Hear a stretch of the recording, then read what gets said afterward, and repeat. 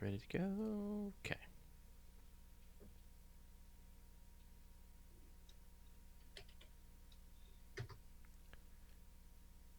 We are live. In theory. Oh, Yay. should grab the pop-out chat. Maybe we're not. Okay, now? Pause. You pause. Don't listen to you. Okay. Have you got the pop-out chat? No. Can I have the pop Do you chat? need a link to it? Ugh. Yes, Okay. I do. There you go. Okay. Thank you. What did I do with it? Way to And go. I'm deeply enjoying the fact that my air plant behind me looks like I have tentacles rising up out of my fish tank. We have a bunch of orchids, and they Oh, do the same thing. They have a tendency of releasing these tentacle roots. I never know what to do. Do we cut them? Do we leave them? So anyway, did you get your moon? yes. Isn't that absolutely amazing? Super weird. Yeah, I'm looking forward to it. OPT, who they sent me a bunch of stickers. I asked them, so I put one on the telescopes, just so we're clear where we got these from. They sent us a molded moon, 3D printed. 3D printed. I don't. It feels like made of concrete or something, but Yeah, it's super cool. And it has and I'll be playing with this tomorrow on Twitch. It has a virtual, or I guess it's augmented reality setup where you can download an app, look at it with your phone, and it identifies all of the features on the moon. It shows you where all of the spacecraft have landed. Carla's gonna grab mine. Yeah, Okay, I cool. haven't actually even set up the app because it's Sci-Fi Christmas, of course, today, which is the new Black Mirror episode. New season just dropped today, so we've been playing hooky today. We're sort of 10 minutes away from the end of the first episode of season 4. Excellent. Super good too. It's a great premise. So I'm really looking forward to the rest of it. I wonder if anyone has actually watched them all already. I'm sure some people have who are in the chat. Have they been out enough hours that you can Yeah, potentially have I done think you that? could. Here we go. Dang. So here's the moon. It looks so tiny in your hands. Don't be deceived by the largeness of Fraser's hands. That is like, I struggled to hold mine. I don't know. You got really little hands. So I do. I wear a size small gloves. yeah. So there you go. That's a thing, and that'll show up at some point. How cool is that? Oh, okay. So today we are going to talk about biopunk sci-fi. Oh, I should say hi to some people. Yes. Already rusty. Hello to Anna Synergy, Arnold Post, Carolyn B, Kathleen Butea, Chris Adams, Chris Lindberg, Illet Avron, Gordon Dewis, Guido Bieber, Hal F, Helga Bjerkog, John Seyfeld, John Victor, Jordan Young, Quad Libet, Larry Beckham, Matt Schult, Paranor 001, Peter Quinn, Philip Zabaz, Arinstro, Richard, Rick Schwartz, Sylvan Westby, Tech Tang, Thomas Draniker, Tony Regan. Hey, everybody. All right. I'm ready. I'm working on it. I just realized I totally forgot to tweet this. And my Turn me up and dog, you down. my dog is systematically emptying the brand new dog proof trash can I got. So the moral of the story is my dog is smarter than the trash can.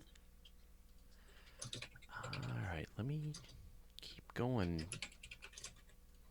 Fine. I'm going to give you 120% of me. There. We that works. Yeah. Yeah, one bashed up shot put. All right. Let me know when you are ready. Oh, is it not happy? Well, it says the health is good. Huh. There was a problem with the stream. Okay, while you sort the problem with the stream, I'm going to remove the trash can from the dog. You're going to remove the... I'm going to just kill some things. Okay. Yeah, he picked up the trash can, carried it off, and was lying on my feet, emptying it. It's cold there, isn't it?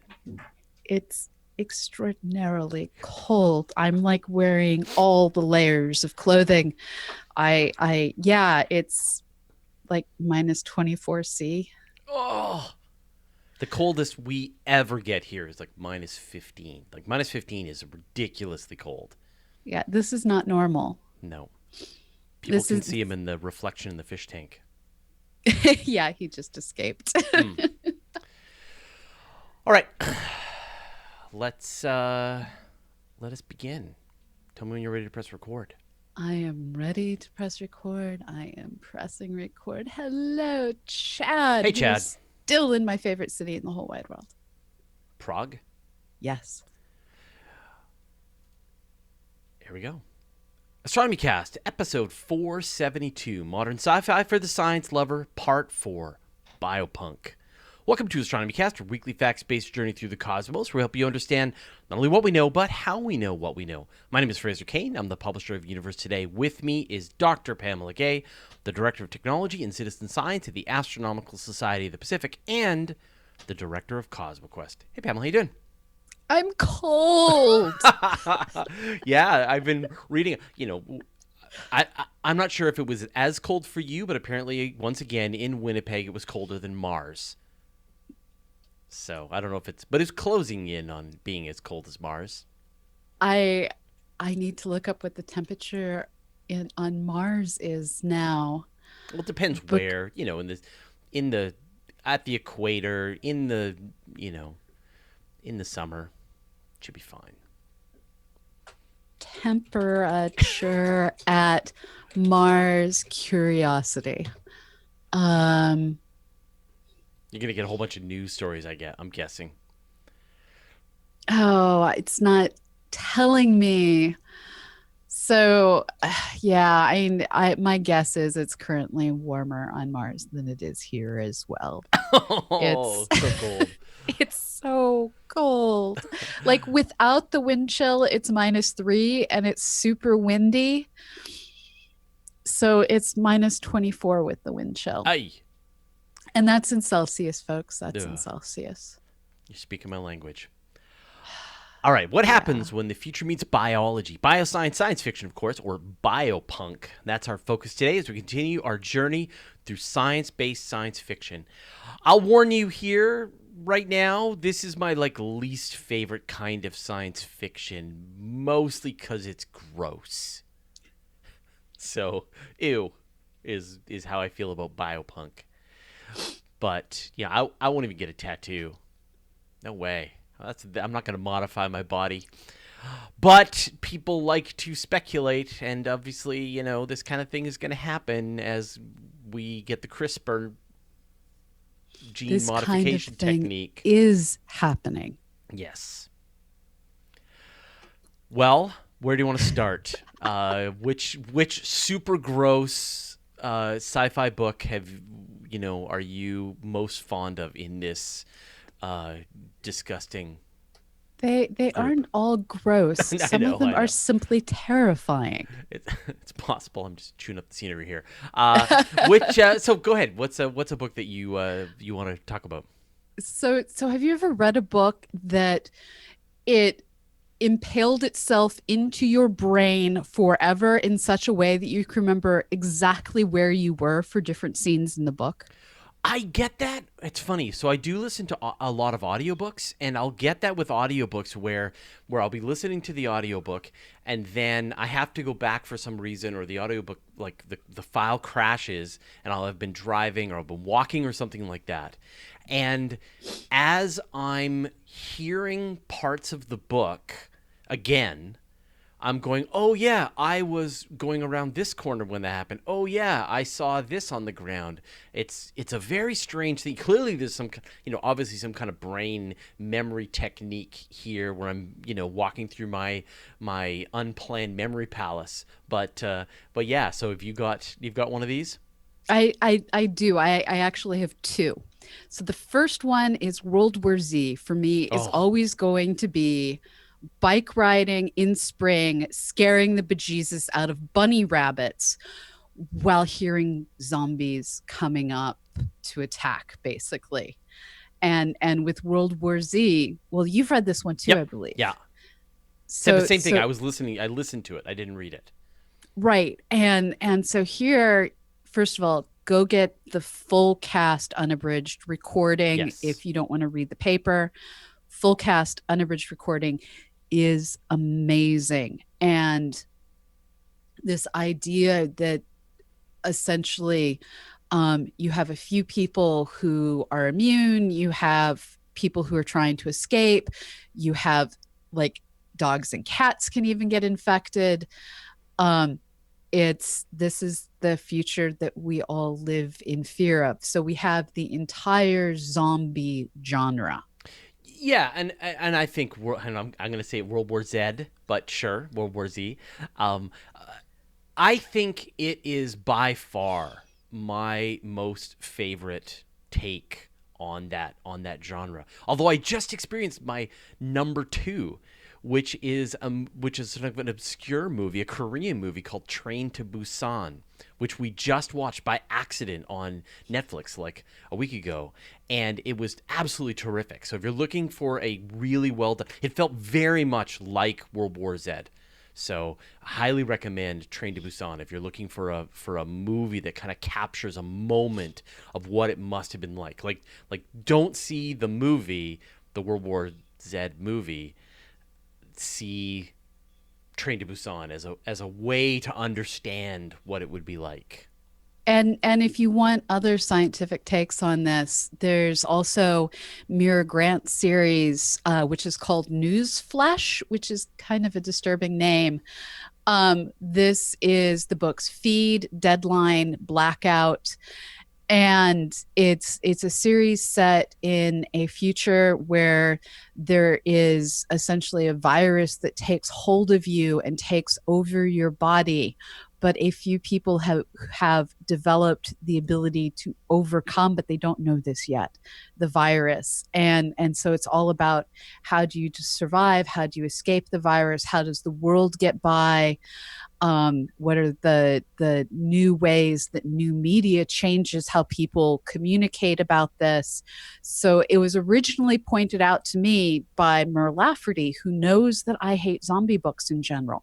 This is how people get zombie books past me. They lie. It's a zombie book. Yeah, I Yeah. wasn't told that. What I was told is it's a science fiction series in a future where new and social media people are the journalists. And that's what got me reading it. And then it turned out to be a zombie book. Right. Uh, So moving past the zombie books. right. So for me, another one that had that moment of like I can remember exactly where I was, especially for a particular scene, is Chuck Wendig's Invasive. And this is a book that our good friend Bug Girl Gwen Pearson Yeah. was one of the science advisors for, and it deals with, among other things, bioengineered ants. And these are like will kill you dead ants. And there's one particular scene where people, I can't give away too much, but there are ants forming mats, which is something ants They actually do do. that. This is the thing. And I did not know that. And so I was listening to the book while walking around in Hawaii, and I'm standing underneath one of the most beautiful trees I have seen in my life. The closest I've come to seeing a prettier tree was in Indonesia. Gorgeous tree, while having the bejesus scared out of me about ants by this Chuck Wendig book. And you felt like your skin was creepy crawling while you were reading this book. That Yes. is awesome.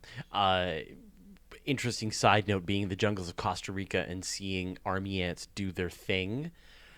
That well, our hosts were telling us that when the army ants come through, they just leave their house, and the ants come in and just clean the whole place out. Like all the bugs, everything is emptied, and then they just give them the day because their army ants are always just on the move. They don't have a home. They're just always on the move, and they just move back in. Like, you don't mess with them. You don't try to fight them. You just let them have the place. So And and and fire ants, which are, I know a lot of people have to deal with fire ants. I don't know if they've made it all the way up to you guys, but no, thank goodness. no, yeah, But with Chuck Wendig's Invasive, it talks about how using CRISPR technology, you can combine the best and worst of different bugs to create something entirely new that which that combines all these different attributes. I'm sure my And wife would be really keen on that, like some kind of super best bug. so here we are. Um, we're reaching the point where we can genetically do what we will using CRISPR technology with these little critters. We can splice and dice and add and subtract genes, which means that we have the ability to take that on the march of those army ants that you encountered in Costa Rica and mix in the I'm going to make you regret all your life choices, especially wearing flip flops today, aspects of the fire ants I encountered in Texas Yep. into one single, please kill me now kind of will kill you dead, actually, critter. Sure, but why make it so complicated? Just make it, genetic based. So, like why actually make a bug when you just make a virus that'll just wipe you out, which, is sort of back to the whole zombie concept. So But let's get into some books about before you continue to just like freak out. I can see your face. You're literally making this terrified face. And people who are listening won't be able to see Pamela's face, but she is just getting grossed out as she's remembering this book. But let's talk a bit about genetic manipulation and sort of concepts like that. And so one of the books that I've read is Margaret Atwood. And of course, she did The Handmaid's Tale, but the other, sort of in this dystopian, I don't know if they're sort of set in the same universe. I don't think so. Is Oryx and Crake, which is sort of a more, well, I don't know if it's a more, actually, now that I think about, a more plausible future from The Handmaid's Tale, which, by the way, you should totally see the TV series if you haven't. But it's just all this the idea trigger of, warnings on that TV series, though. yeah, All the yeah, trigger warnings. yeah. But the gist of it is just that it's about genetic manipulation and sort of modifying animals and modifying people and making them more useful, and that getting out of hand, and then people living, it's a post-apocalyptic thing. And so people are living in this post-apocalypse of the genetic manipulation that happened, and what's left over, and what's been able to survive, and how society has been able to reform itself after spending kind of so much time way out on a limb, as it were, in chasing, making things better, and what are you left with. And so it's a very interesting story. Margaret Atwood is a bit of a bummer when you read her books. Like, you're never going to get a happy book, but they definitely make you think about sort of where that stuff is taking us. It's true. Yeah. So I haven't read that one, and I'm still being haunted by the bugs, clearly. See, you picked this topic. This is I all picked you. this I topic. said this is gross, and you're like, no, let's talk about it. There's a lot of really good books, and now where are you? There are really good books. All right, hit us with another one. Let's go to something that is a different form of crushing your soul, but not gross this time. So we have The Windup Girl by Paolo Bacigalupi, and this is one of those heart-wrenching dystopian futures where the dystopia comes about of our own making. So this is on the list of cautionary tales, where imagine a future where the latest corn seeds that get put out by, I'm not going to name a company because I live in the city where all of them are headquartered, and sometimes we need to not annoy them. But imagine your favorite bioengineering company to hate has released genetically modified seed stock that is such that it becomes the only thing capable of growing, but you have to pay a licensing fee in order to grow it. Imagine a future where people who have bioengineered the perfect cats, and they then go out and they breed so prolifically that all of the original cats are no longer a thing, and that you end up with runaway viruses that all naturally occurring wildlife is incapable of surviving against. So you can only have bioengineered crop food. And it gets so that your normal person in an impoverished place that might be trying to grow a summer garden in order to augment their food can no longer do it because all foodstuffs is completely licensed. So that's one side of the biofiction. And the other side is they've started bioengineering humans. So you no longer have prostitution. You instead have these, they call them wind-up humans. These, are they human? Are they not? These things that they've bio-created for certain tasks that have different skill sets that are genetically engineered into them. And they also have fail safes engineered into them. Are they human or are they something different? Is it all right to enslave them? Is it not? These are the ethical questions we have to try and figure out. And the book kind of like smacks you on the face and says, you have to figure this out because this is coming. For sure, on the case of the of the genetically modified crops, and some large company that is creating these things, and the fact that the seeds are blowing over into other people's properties, and then they're growing, and then they have to pay a license fee. They're getting sued. Right, they have to pay a license fee because Yeah.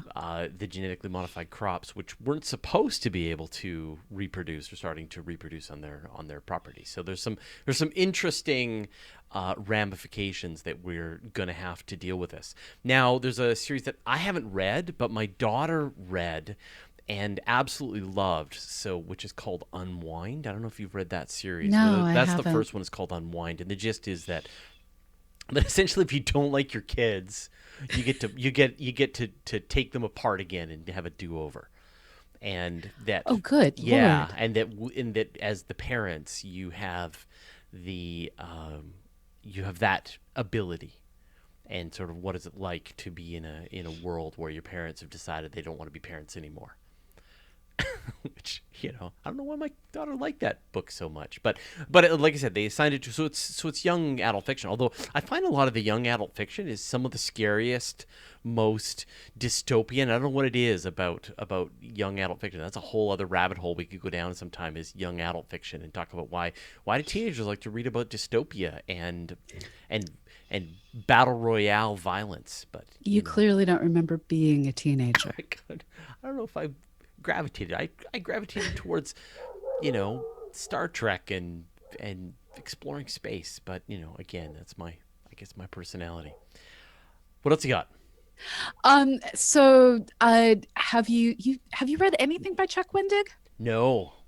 Okay, so as John Scalzi is on the computer side of new fiction, and Cory Doctorow is on the new side of 3D printing and computational fiction, Chuck Wendig is coming in on the bio side of things. He's also done a bunch of the Star Wars books, which they're canon and they're awesome, filling in between Empire Strikes Back and The Force Awakens.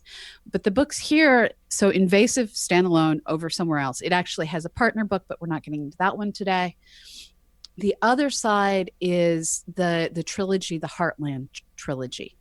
And this is another one where you have bioengineered crops, you have genetically modified humans, and you have people working to essentially splice DNA to try and create that Pegasus, to try and create that unicorn, and to even bioengineer humans to better fit into the horrifying casted things that people want. So, how do you change genetics for a variety of different reasons in a society where this technology is as much above board as it is black market? So the corn is trying to take over. The corn has been bioengineered, in fact, to actually take over. So be afraid of the corn. Of the corn. I live in corn country. This is a very real it's all fear. around you. Yes. Yes. And I think, I mean, there's a ton of overlap really about this and the artificial intelligence thoughts that we have and the robot stories that go on. Like Altered Carbon, I would say is as much a bioengineering book as it is a robotics book, as it is an AI book. It is about reading people's memories, recreating bodies. This isn't sort of science fiction, but there is what was the Orphan Black, which is a TV series. I don't know if you've watched that at all. Yeah. It deals with cloning. And the actress who does it, dear God, she's amazing. Yeah, plays like 6 different versions of herself, and each one is kind of different and quite unique. It's a great series, but this idea. We've talked about The Expanse, and the sort of the main threat in The Expanse is a kind of bioengineered thingy. I don't want to go into too much detail, but that is a way that you can sort of get the one up on the people that you deal with. And I think it's about replication. It's about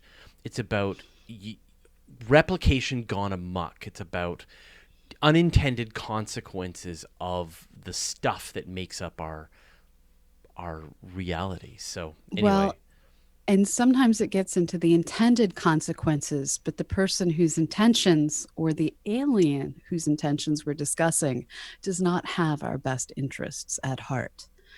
So the scariest, again, I remember exactly where I was for certain scenes, bio sci-fi set with aliens, is the Scott Sigler set of books that it includes Infected. The idea is, and I have to be so careful on what I say so that I don't give anything away. Yeah, Sigler will find you, and he will write a new book just for you that's all about ants and... Yes. So this is the Infected, Contagious, Pandemic trilogy. All of Scott's books are in the exact same universe. They're just set at different times in the same universe. But this trilogy is meant to be read together. And what's kind of amazing is the Infected one, and they each are different forms of biofiction. The Infected one, it's not a giveaway to say that it's an alien species who is trying to take over the human body as basically a host. That it's one of these things where, imagine you inhale a virus, and that virus, instead of causing like bubonic plague, which I think is actually a bacteria, where you end up with these giant boils, you instead end up growing things that aren't your own genetic material, but are the virus's genetic material. So, well, I think, good times. Like District 9. Did you ever see the District 9 movie?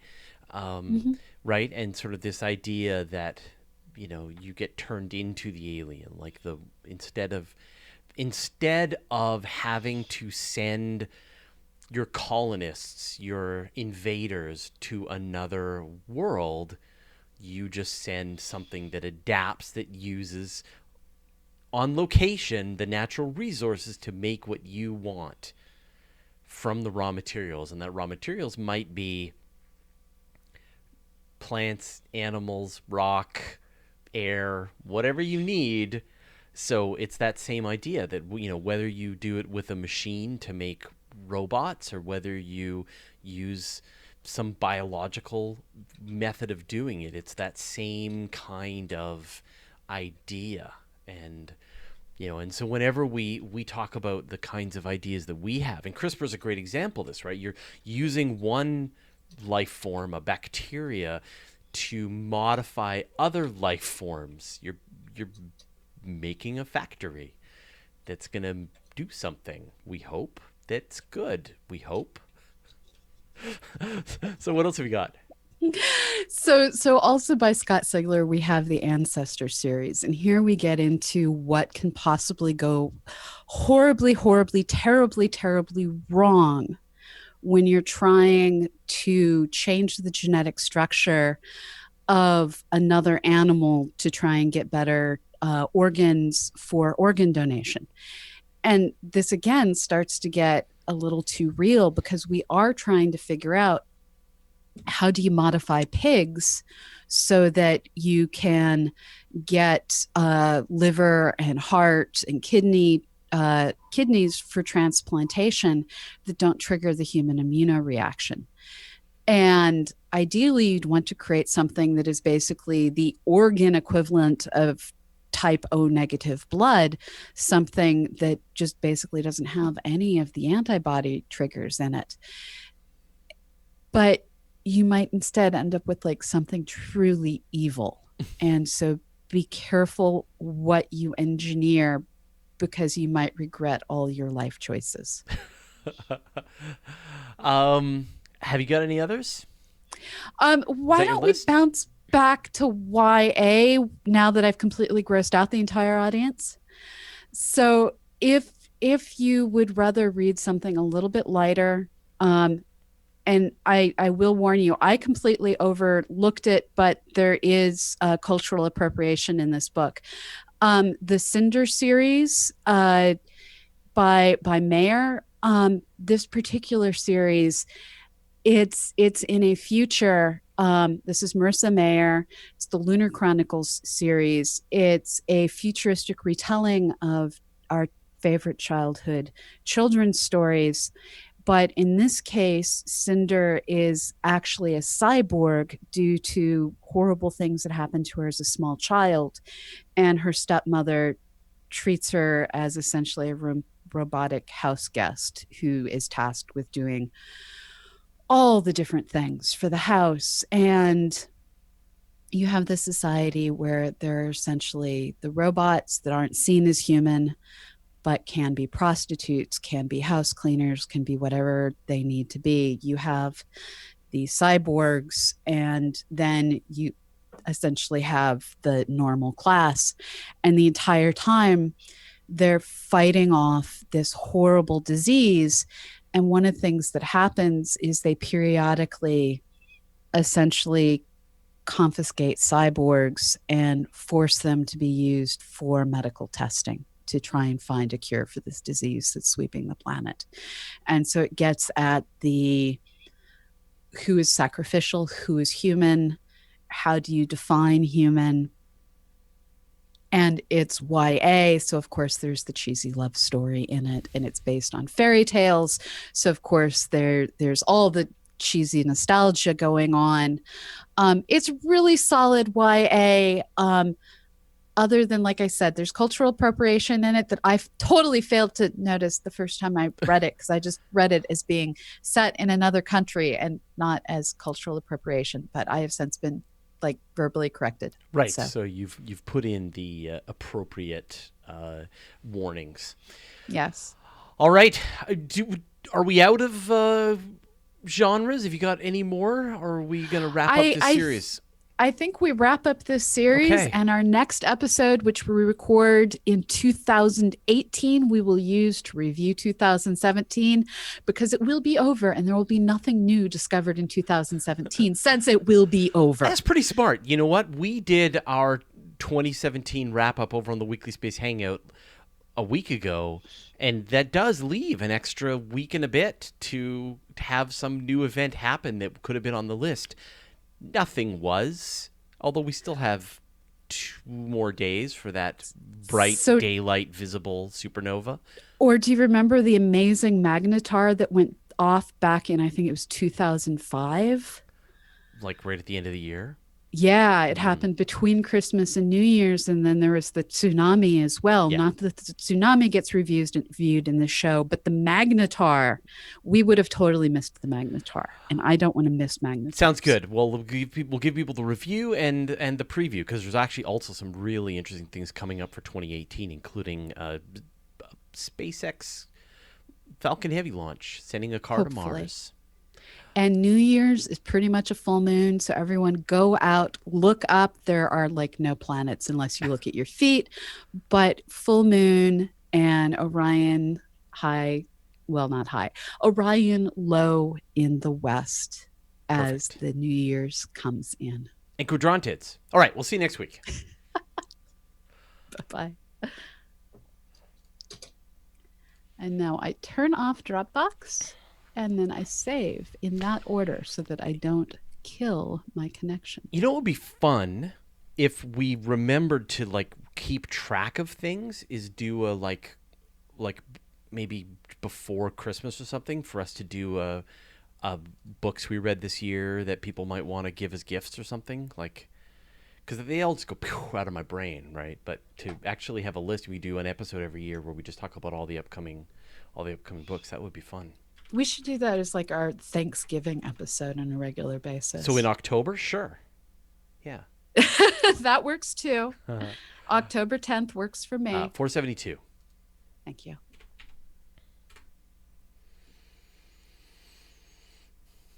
I love the fact that we've been doing this together so long that you know I'm incapable of remembering the episode number. It's possible that maybe I am also incapable of remembering the episode number and needed to double check, and then by doing so, did you that benefit as well. So there's a couple of recommendations in there that came through that sound great. Beggars in Spain I don't know that sounds one. good, where people like remove the need for sleep. That'd be nice. You'd go psycho. Well, not if you didn't need it. Well, Extinction by that's Mark Alpert. Chinese biorobots attempt to take over the world. Why did we decide that the alien is unworthy of mention? We were mostly talking about books. brand new fiction that Yeah, we but could introduce new authors to people. yeah. But we, no reason. Okay. Basically, anything that existed when we were in middle school, Yeah. we didn't bring up. Yeah. Well, I think, man, like I liked Alien. That was great. Was it bio sci-fi or was it alien? It Like was just alien, straight on straight up sci-fi. alien sci-fi, right? Yeah. So, and same thing with, like, I think there's some really, and we didn't really do an Aliens series because there's a lot of really great ideas like Footfall by Pornell and Niven, all of the Niven series, like the Ringworld series, and Mote in God's Eye, which I really enjoyed. So that's a bunch of Niven stuff. There's a ton of, like, now we're getting back into stuff that I've read a ton of, which is sort of alien creatures, and so that would be an interesting series as well. Maybe we'll take a crack next year and come back around. And I'm currently reading Artemis by Andy Weir. Oh, great. Ware, rather. Yep. And it's nowhere near as science heavy, but it's an excellent book so far. It reminds me of Moon is a Harsh Mistress without the sexism. Right. Man, I should go back and read some of those. Man, there's too much to read. There's like too many games to play, too much to read. It's funny. I found a great gadget on the internet called Just Watch. And so you go into Just Watch, you type in your criteria, like I only want to see movies that are available for streaming on Netflix that are that have a rating on Rotten Tomatoes above, say, 90%. And then we've just been watching 90% plus movies. That's how I found that Train to Busan, and we watched this great Japanese animation about the famous artist who did that, the tsunami wave picture. and it was like his life, his kid's life. Anyway, so anyway, I've been just, and so now we've got nonstop 90% movies on Rotten Tomatoes. I got a pile of podcasts. I got some great video games that I've been playing, and now today we're gonna watch some Black Mirror. Productivity's done. Have you played the old, like when we were in middle school game Oregon Trail? Since you grew up in Canada, you did play it. Okay. Yeah, back in the day. So there is a new version with very reminiscent style graphics called Orion Trail, where your goal is to get across the galaxy. And it is totally cheesy. It's currently $3.19 in Steam. Oh, good. Can you get space dysentery? So one of the ways that I killed several red shirts was we were trying to kill the pirate named Terry by dissing him. So we died dissing Terry. It's rich on the puns. Right. It's rich on the 1980s references.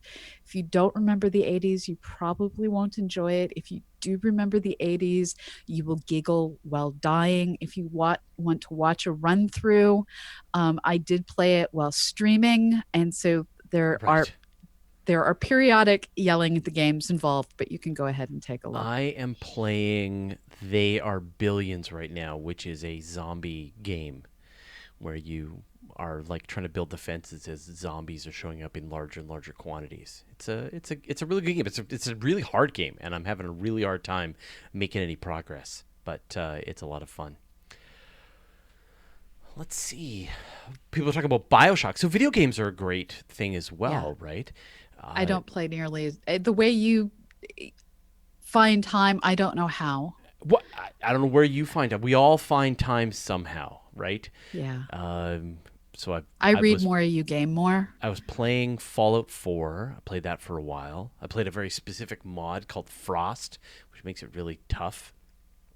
And Dystopian Beyond. Like Fallout is very happy and friendly compared to sort of the Fallout mod that I've been playing is like right after the bombs go off, and it's constant rad storm and the snow everywhere, and everybody is just like out to kill you, and yeah, it's pretty good. But man,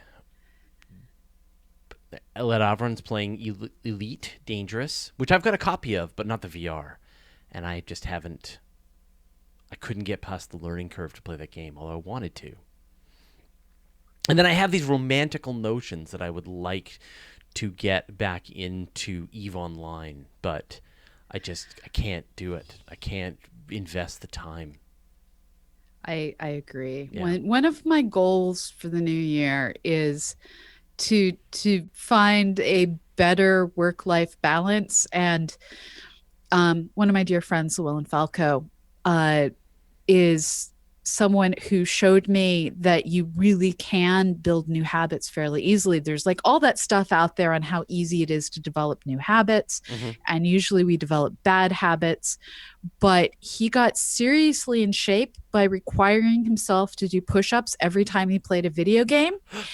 And this included I just played a video game while sitting in the back of a conference room, and now between sections I need to stop and do push-ups while attending a conference. He did that. That's amazing.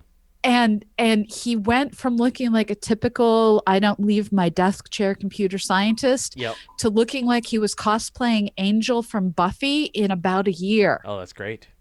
And so I'm working to develop habits, and one of the habits I'm doing is trying to produce more art. So like this is hanging out on my desk. So like I've been painting planets. Nice. And so I've been spending my Saturdays trying to produce art and playing video games occasionally and just turning my brain off occasionally. Yeah, I mean, we don't talk about that at all really in, when we do our shows and stuff. It's just talking about the habits that you have to form, that balance that you have to take on as a professional content creator. Yeah. That you're having to, as a creative, we have to start with a blank sheet of paper and we make things. Yeah. And that requires certain kinds of, as you say, habits, and requires certain kinds of just sort of where you get your motivation from. And I'm constantly doing all kinds of tricks and stuff.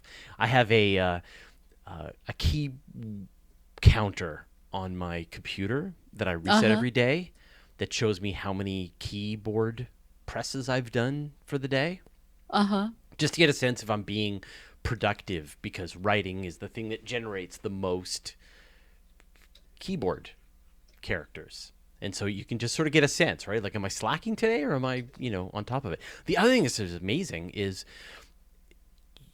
I set aside an hour a day for my core writing. And that's Yes. all it takes to be fairly prolific. Really just takes about an hour a day of writing, of And solid, productive, inflow work. And then everything else, all the email, all the correspondence, all that goes up on top of it. But it's a lot of work. and learning to turn off notifications, and Hmm. that it is okay to not respond to everything. Um, I about 6 months ago started, other than on Mondays, which is my get through the inbox day. I started only checking emails in the morning, lunch, and then at the end of the day. And that made a huge difference to my productivity. I check It email also led, once a day. yeah, I can't quite get away with that because Yep. I have a lot of paperwork. Um, but well, it ticks off a whole lot of people that they'll send me an email and they won't get a response for 24 hours and they want one within 5 minutes. Yep. Um, I'm getting more things done. So Yeah. we have to learn. I forget who it was that told me we have cell phones not for the benefit of other people, but for the freedom of I ourselves. That might have been And me, but yeah, it might have yeah, been. yeah, yeah. Um, No, so I've turned off all the notifications on my phone except Slack, which I'm already not real pleased about. Um, Text messages and phone calls and Hangout messages. so I'm That's using it. Google Inbox, and you can train Google Inbox that some emails should be highlighted, and those are the only ones it sends you notifications about. So I spend a lot of time, um, by which I mean, as I'm doing email, if I see something that's not trained well, I quickly train Mm-hmm. inbox. And having a well trained inbox by Google has made my life so much Yeah. simpler. Yeah. So I think that's a really important thing. I mean, if you find yourself like this is the if you're like you've got a second of spare clock cycle, and you grab your phone and you open up whatever is the thing that you waste time on, and you look around for a second, like that should be your canary in the coal mine. That is the moment that tells you there's something wrong, that you've lost control of, that just, you know what I mean, like you're not able to have those deeper thoughts and have those longer times where you're just focusing, and you can just feel your uh, just your attention stripping away from you. So I think, this is, I really think that we're sort of, it's a mental health crisis, I think, personally. It is. And Yeah. they're finding as they study young people that it actually is. Yeah. And I don't think that it means that it's necessarily wrong. It just means that it's a thing that you need to recognize, you need to get control over. A good example of that is like, I used to play, someone was talking in the chat about MMOs, about, massive multiplayer online games. And I used to Oh, yeah. play World of Warcraft. And I had this moment where I realized I was expending my time, like this, this one shot we get on Earth to update numbers in a database.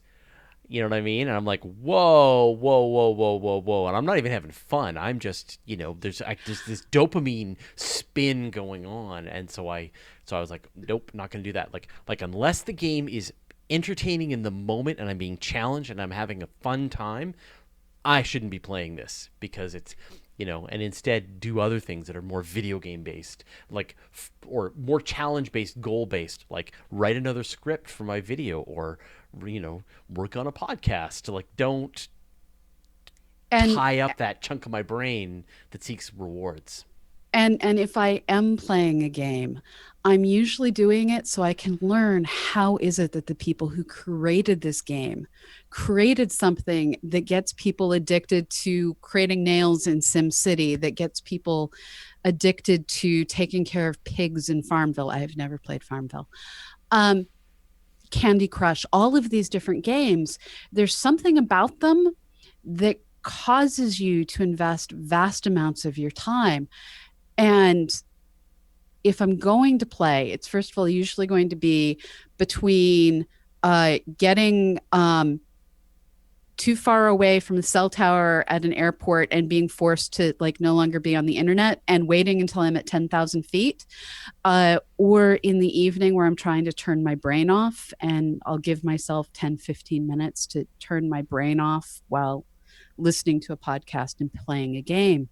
But I'm learning from that game so I can figure out how to implement those same, what is it about this that makes it addictive in the things that I do. Right. Right. So and I think always learn from everything. Yeah, and I do think that there is a lot to that is can be useful to you if you can harness it. You can say, "Wow, I really like to do like my brain seems to appreciate this. So what if I harness it for something that's more positive towards some of the goals that I want to do, like doing push-ups or whatever, right?" One quick question here from Quad Libet. What is it about super volcanoes that you like so much? I don't know. They're kind of the planet's reset button. And it's that dystopian teenage, what happens if you hit the reset button and we all have to start out in an emergency scenario that brings out the most honest of all of us.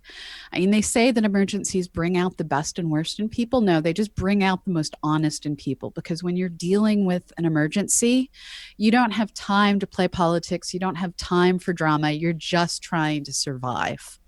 And some people are the worst and some people are the best. And then there's all the science involved. There's all of the, are our models true, that finally gets to be tested. And so I think it's just that idea that a supernova, not a supernova, a supermassive volcano going off is that reset button that allows us to see how everything actually plays out. It's a cool thought experiment that I probably don't want to be on the planet when something actually happens, but it's a cool thought experiment. Yeah, I think that apocalyptic thinking is very common. I think people want that idea of the reset button. For me, I would like to see a super volcano because I like to see things go kaboom. Right? That's all. Yes. So I'd like to see the biggest. Like, if you've ever gone and visited a volcano, or you visited like Mount St. Helens or a place like that, like just the level of carnage and destruction is mind bending. But I think that whole idea of like that post apocalypse, that's a whole other thing that I've got a pile of opinions on. But it's like, it's great until you can't find water to drink or food to eat. Like, I don't think there is anything good that comes out of it. There's only bad, and it's just shades of bad. Now, maybe there's some heroism, but essentially it's the worst. This is the where I don't want to live through it. Yeah. But it's a cool thought experiment. I loved the movie the TV show Defiance. I was probably one of the like 12 people on the planet that liked it,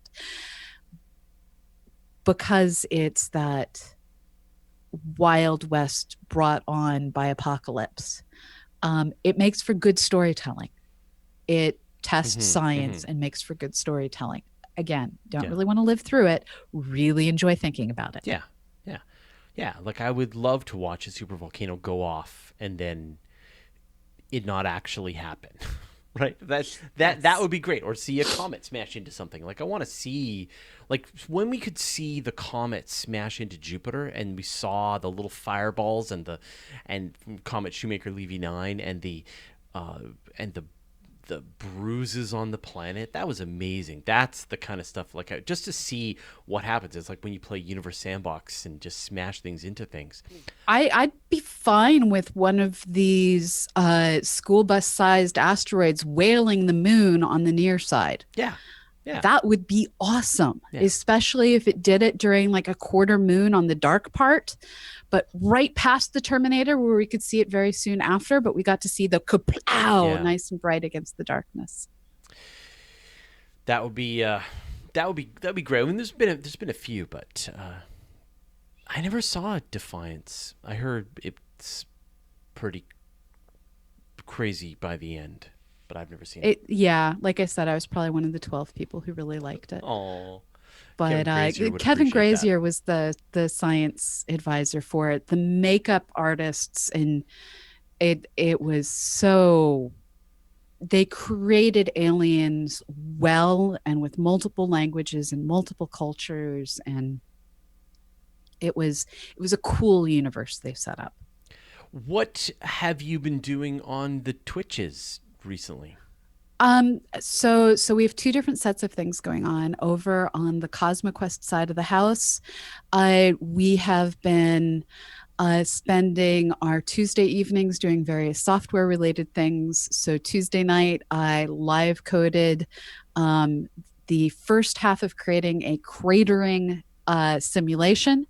So if you want to see how it is that we use craters to age data surface, I'm writing a simulator that will actually show that. I have it working, but I have it working ugly currently. So I'm going to be coming back Tuesday night to work on that some more. Sundays, I'm working with CosmoQuest Joe to, we are putting together telescopes just like the one behind you that we got from Oceanside Photo and Telescope. We're going to be characterizing the CCD, and we're actually working to write software to do photometry and astrometry. So you can tune in, and Joe's probably going to be doing some live programming for us. Matt Richardson, who is our project postdoc, great guy down in Nashville, he comes on most Wednesdays and Fridays. I took over for him today because he has kids and it's a vacation week. And he talks about a lot of the different science projects, works out different, this is how we know things, maths. So all of that's going on at twitch.tv/CosmoQuestX. Over on my own channel, Starstrider, Tuesday nights is narration, where I'm finding different science fiction stories, go through discussing the science in them, periodically discussing the societal impacts in them.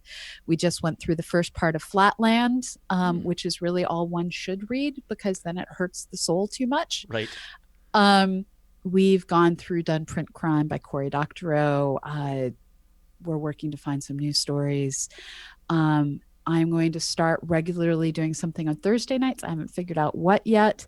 And Saturdays, I am talking about different science things and how they get melded into art, into fiction.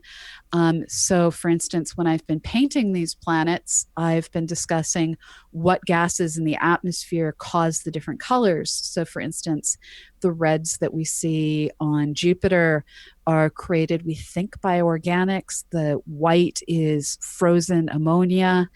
The general beigey color that we see on Jupiter is due to ammonia in a different phase state. That's cool. So I will be discussing exoplanets on Saturday, how we find them, where we see them, while painting them. That's cool. So like 3 things a week. Yeah. You're a maniac. I am simply doing all the stuff I would normally be doing, but doing it while letting my inner dialogue escape to the internet. Yeah, exactly. Guido was saying, don't forget to archive your Twitch things on YouTube. Yes. Yeah. That's one of the things that's on my list of things to start doing today. Yep. I need to do that. Right on. All right. Well, let's wrap it up. We're sort of at the end of our hour. And now it's time to go back to watching Black Mirror episodes all day. So that's where I'm going to be. One final thing. If you haven't already and you need a tax deduction, remember you can donate to this program via the Astronomical Society of the Pacific.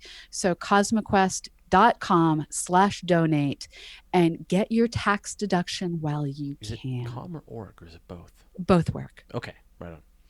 Okay, well, thanks, everyone. We'll see you all next episode. We'll see you next week. We'll see you next year. Thanks for joining us.